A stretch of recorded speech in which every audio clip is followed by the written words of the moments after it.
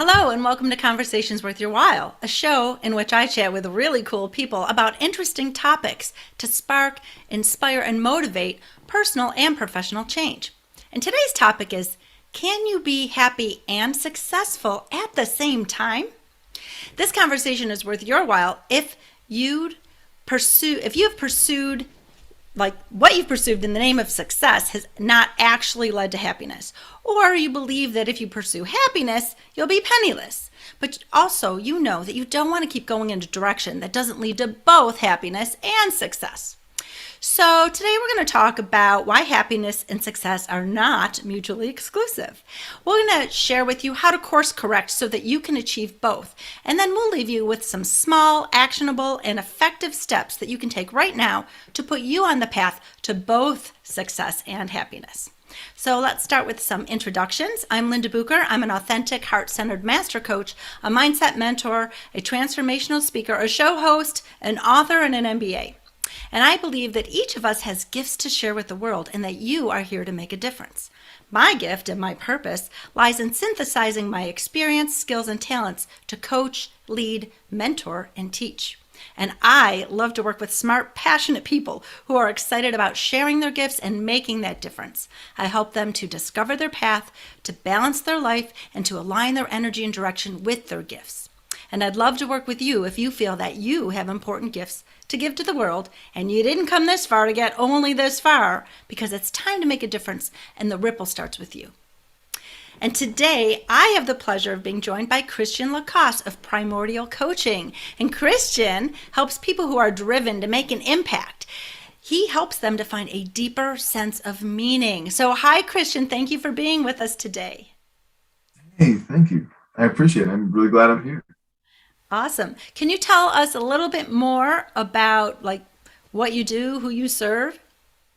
Yeah, no, so I work with people who have high energy output jobs and lifestyles, oftentimes leaders, and I help them shift their fuel source or their energy source from one of fear into that of love, primarily.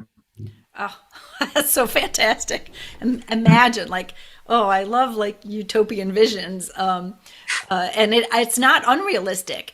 But if so many people in this world could shift that source from fear to love, oh, there'd be so much less drama, so much less pain, so much less suffering. It's very beautiful what you're doing.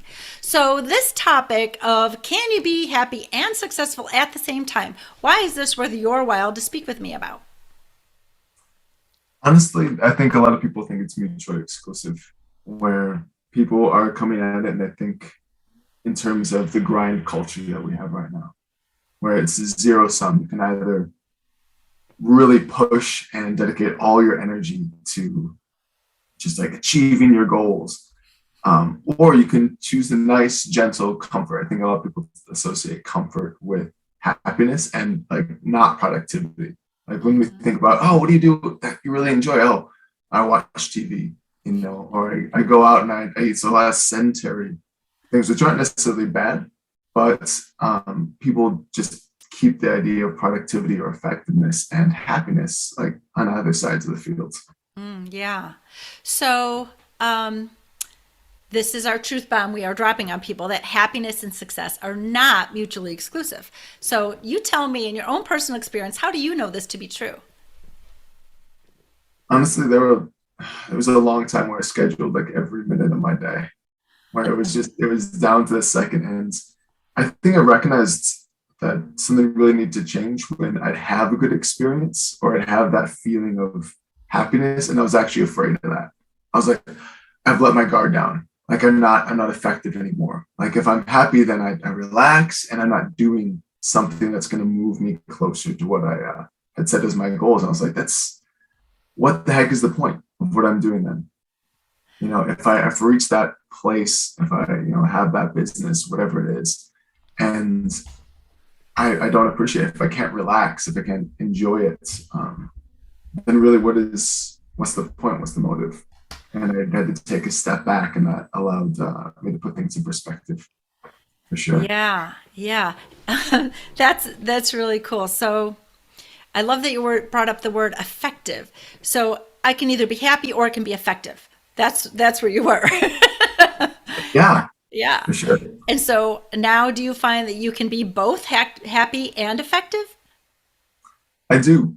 Honestly, one of my favorite examples is when people talk about the flight or flight, or fight or flight, where you get this energy and like people just either want to run away or they don't want to get after it. And really, what that's happening is your body biologically is responding the same way, and you can get excited in your body, just like something important is happening right now. Here's all the energy to do what you want. And so when I find myself going towards a path and I find myself getting a little nervous, I was like, I can dictate, how I contextualize this, how I use this.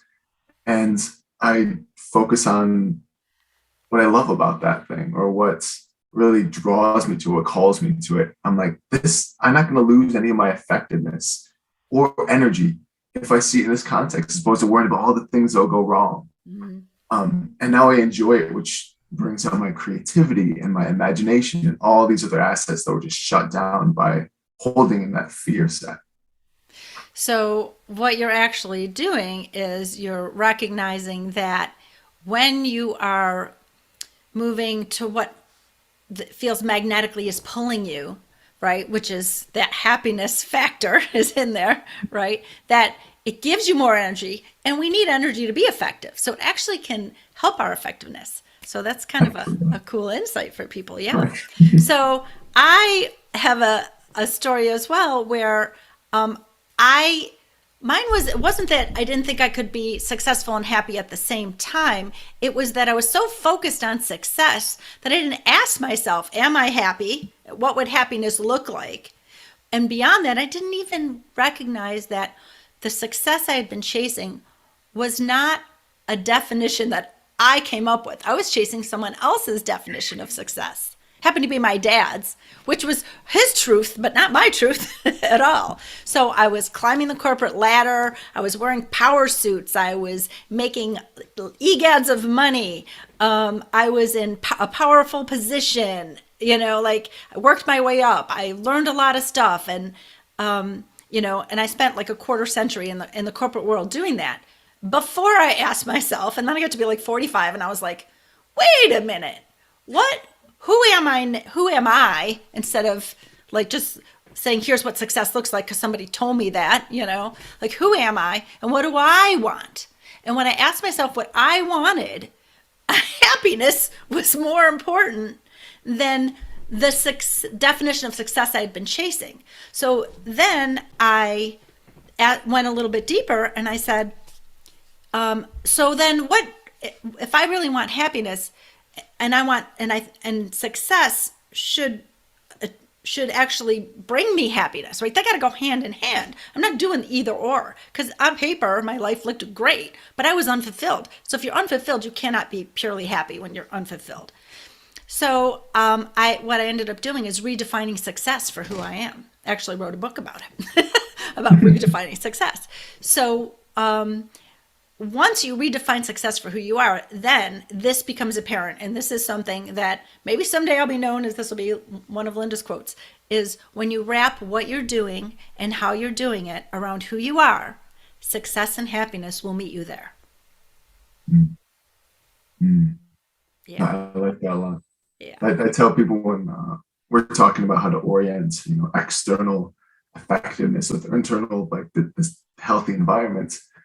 I tell them that purpose is really just an externalized manifestation of that internal state. Like you love to help people, it's all in there, and you get that good feeling. Doing that, you can share with the world, like another non-mutually exclusive thing. It's like you can serve both yourself and the world at the same time, and it's honestly, to use one of those buzzwords, optimal to do that because you're like you have both motives just like pulling you in this direction so strongly.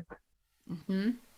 Yeah. So let's talk a little bit about this fallacy of if you pursue happiness, that you'll be penniless, right? Like you can either do what you love or make money, but not both. And making money, part of the problem with that statement at the very outset is making money is not success. When you redefine success for who you are, you might find what you'll really find is that what you want isn't money. What you want is freedom, fulfillment, and life balance. And however much money you need to have those things is probably a lot less than what you've been thinking and pursuing. So that's like the overview of what I've written about. You might need less than you think you need. You actually will. I know in my own personal experience that's true. And so what are your thoughts about this? You can either do what you love or be successful, or if I do what I love, I'll be penniless. I think that people they oftentimes mistake the products of love and power to be the same thing. Where it's you look at power and it's like, oh, if I'm powerful, I can get whatever I want. I can get that freedom, like you were talking about before. And I can do X, Y, and Z, and I can control it, right? I can make it happen, which is that another buzzword. It's like make that stuff happen. And love is kind of like the wild card version of that, where it's like people will do the same things for love, but it seems kind of unpredictable. And they're like, oh, I don't know how to do that. I don't know how to cultivate that. So they set it aside and they go down this route of like, society tells me, like you're talking about before, that if I do X, Y, and Z, I am happy. That's what happiness is. And so you're sitting there and you're like, oh, this is happiness, while you're like clenched up, and like you're having all these thoughts about what you need to do or you have to do or you haven't done yet running around in your mind. And so, yeah, honestly, stepping back into what you're talking about, that experience of happiness can be a very vulnerable thing, for a lot of people. And our culture, I feel like, doesn't really promote that vulnerability. It's like, can you take it? Can you make it? Can you push yourself hard enough? I'm like, I did. I did. And then you're lying on the ground. And you're like, I'm finally worth a damn. After I've just expended all of my internal resources and I have to do it again tomorrow. And that's the only way that you can make it, right? It's like, no, there's another way. Yeah. And again, you brought up the word push, and I think of push versus pull. We can push, but we can only push for so long before we run out of energy, motivation, inspiration, and desire to even do the thing we were pushing towards. And that's what happened to me. I just ran out of desire. I couldn't even get myself out of bed every day to go to a job that I had loved. And I was like, what is wrong?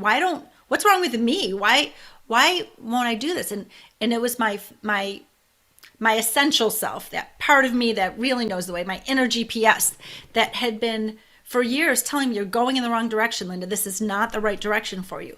But I wasn't listening to my GPS because I was listening to all the noise around me, believing, drinking the Kool-Aid of here's what it means: push, work hard, stay late, all those things. And until I couldn't do it anymore. So part of the problem with being in that push is you can only do it for so long. And if that push isn't in the direction of your own pursuit of happiness, then eventually you will run out of energy, inspiration, motivation, and desire to even go in that direction. And what happens when that happens is it's really easy to be down on yourself when that's not you, that's the problem. It's just that it's just time to course correct, right? So now we've talked a little bit about how you can have both, because I have both. I am like, I've redefined success for who I am. And once I did that, I realized I was so much closer than I thought. And in fact, I was pretty much already there, right? Which is like, what? And that's when I looked at the kinds of freedoms I wanted to have in my life and why. And that's when I looked at the kind of fulfillment I wanted to have and why, and the life balance that I wanted to have, which I have now. And I did not have when I was in all that push. Did not have the life balance. And the people around me, my loved ones, they deserve the best of me, not the least of me, because I'm pushing somewhere else. So I've realigned my life to meet me where the level of freedom is that I want, the fulfillment that I know I love to have, and the life balance that fills me up and allows me to be my best self, which allows me to be in the best service of others. And this is my definition of success. And now I am living that. So it's possible. It's completely possible, because if I can do it, anybody can do it. Right? So let's talk about course correcting. So when you realized that you maybe were pursuing success, but you weren't happy, what did you do to course correct? No, I honestly think you touched upon this just now when you said that you sat in this moment and like, wait, what the heck? And you redefined success and you realize you already had it. And I think in that is permission, that idea of allowing yourself to feel something, where it's like we have this culture, it's like I was just saying before, it's like I was afraid to allow myself to be happy or to feel that love, because like I'm vulnerable now, I can't be useful. And like there's that correlation between society when it says, hey, like if you do X, Y, and Z, you'll be happy. And I guess it's kind of correlated, you'll also be useful in society. And when you step back and like, okay, wait, I can define my own use. I can redefine success, and I can allow myself to be happy without needing to drive myself into the ground or, like prove externally all these things. Just take a moment. It's like,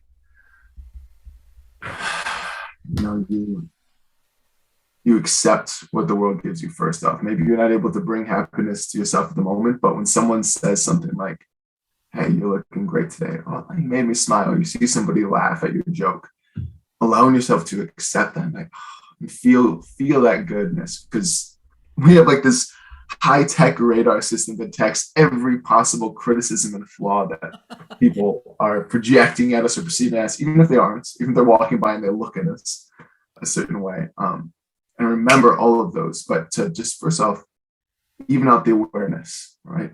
Just like when people say good things about me, or when I see opportune moments that I do something well, just allowing myself permission to bring that into my idea of myself. And it's like, I do that, I can be happy. And then that it's a little more permissible to feel that way. And a lot of those things happen, but it's one of those things that we just don't look for, like the fear or the criticism. So we just forget it right away. But I guarantee, like every person's life, you look back and like, wow, there are a lot of people who were kind or generous, who offered the opportunity for me to feel that way about myself. And it's just taking a moment to accept those things. So, I'm going to like consolidate a little bit of what you said into a couple of bullet points for our audience. So, basically become aware. That's an important piece. Awareness of what's around you, what's going on inside of you, aware of the beliefs that you have that are keeping you believing, right? This belief that you can't be successful and happy at the same time. It's just a belief. It's not a truth. It's just something that your head thinks is true, but it's not a truth, because I live it, that I have both. So it can't be a universal truth if there's other people out there who are both happy and successful. Okay. The second thing is really shifting your focus.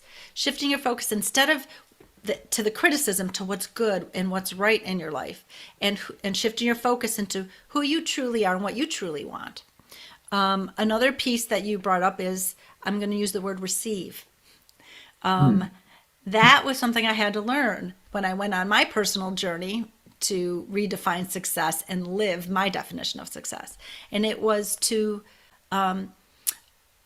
it seems like you need to be very vulnerable when people are offering, and then you receive, or someone gives you a compliment. The first thing you want to do is like, oh, this old thing, oh, I like your outfit. This old thing, that we don't want to receive. It feels vulnerable, but it's actually a strength. And when you accept the gifts that people are giving you, like, it's good for both of you. Like, if someone gives you something, you go, no, I don't want that. That's what you just did when you didn't accept their compliment.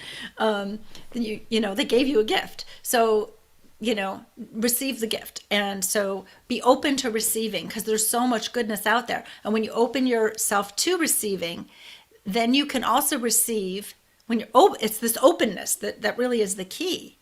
When you're open to new ideas. You're open to new beauty. You're open to new experiences. You're open to new growth. And that's really the catalyst for living your definition of success, being happy and successful at the same time. And then, of course, the word permission, love it. You don't need someone else's permission to be happy. You don't need someone else's permission to redefine success and discover what it means to you, right? You don't need anyone else's permission. You can give yourself permission. But if you do need permission, I give it to you right now, audience. Right? Christian, you giving everyone permission? Absolutely. Absolutely. Everybody, you all have permission from both of us to discover who you are, what's right for you, and discover how happiness and success might exist at the same time, right? So to course correct, to get on that path of pursuing both happiness and success at the same time. This is really how you do it, through these things that Christian and I have been sharing. It's a beautiful, beautiful thing. It's possible for you, and really just starts with believing that it can be.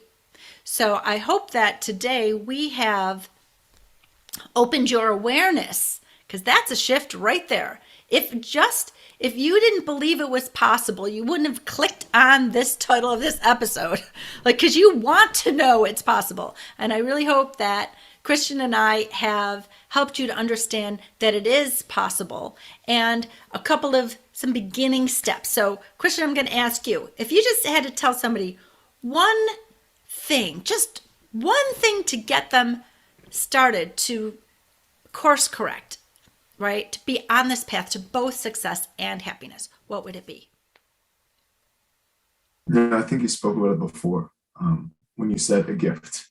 And when you act like you respond to a compliment, like, oh, this whole thing I got it for like 50% off on Macy's or whatever. The first is just for a moment remembering it's a gift. There is no obligation. You don't owe that person. Like, so oftentimes people are like, oh yeah, and your dress is beautiful, or like, oh, you did such a good job, that automatically reciprocate. But it's like, know that when someone gives you that, you receive it freely. So when, just like, I try to remember when someone says something about, something I'm self-conscious about or were at that time. It's like, oh, you're doing really good, and I'm learning a new sport.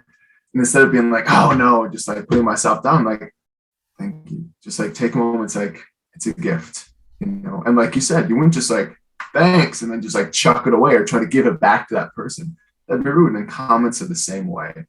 And so just, it opens that availability to seeing yourself that same way. And oftentimes we receive a lot of gifts in those areas that we want to be successful in. Mm-hmm. That's a beautiful beginning. It's really about opening, right? Because opening to new things is a beautiful foundational thing that we can do. And being open to receiving is a beautiful start. And it's really not that hard. But you have to practice. You got to practice. Absolutely. Yeah. Yeah, absolutely. Be passionate for yourself. Gentleness is not going to come right away. Yeah, exactly. I think that's very beautiful, and I definitely appreciate that. And what I've been saying, like, I'll try to think of a small actionable step. So I've been saying to get to know, discover who you are and what you truly want, and what success really means to you. And what I will do is, I actually have an ebook about this, Success on Your Own Terms. So what I'm going to do is I'm just going to offer that to anyone who's listening. I will put the link to it. It's on my website. It's called Success on Your Own Terms, but I'll put the link to it right into the comments of this episode, so that they can actually go through the workbook. So it's a small actionable step, meaning it's all laid out for you, but take your time when you fill it out, and you will learn so much about yourself, and you will begin easily to shed that belief that you can't both be happy and successful at the same time. You'll shed that belief as soon as you're done with the workbook. You're like, oh, that no longer makes sense to me. And you'll have your new definition of success right in front of you. So that's what I have to offer today. So Christian, Thank you for being on Conversations Worth Your While. Do you have anything that you'd like to share with or offer our audience? Yes, just if they'd like to know more about shifting out of a fear as a primary fuel source and into the love, I have a LinkedIn account. You can send me a message and we can set up a connection call. Yeah, that is so nice. I absolutely love that you help people to shift their fuel source from fear to love. So absolutely, audience, if that's something that resonates with you, if you get a ping, like you need to act on that ping and get on LinkedIn and connect with Christian, and he'll get on the phone with you, and we'll just chat about it. Like, that's so super awesome. And I'll put Christian's LinkedIn information into the comments. And once again, I am Linda Bucher, and I work with smart, passionate people who are excited about sharing their gifts and making a difference in the world. So connect with me if you're ready to discover your path, to balance your life, and to align your energy and direction with those gifts. And I'd like to thank Christian one more time of Primordial Coaching, as well as you, our audience, for sharing your time with us today. So please subscribe and remember to check the description where you'll find our contact information. You have important gifts to share with the world, and you didn't come this far to get only this far. It's time to make a difference. So until next time, make sure you've made this conversation worth your while by fueling the spark it ignited.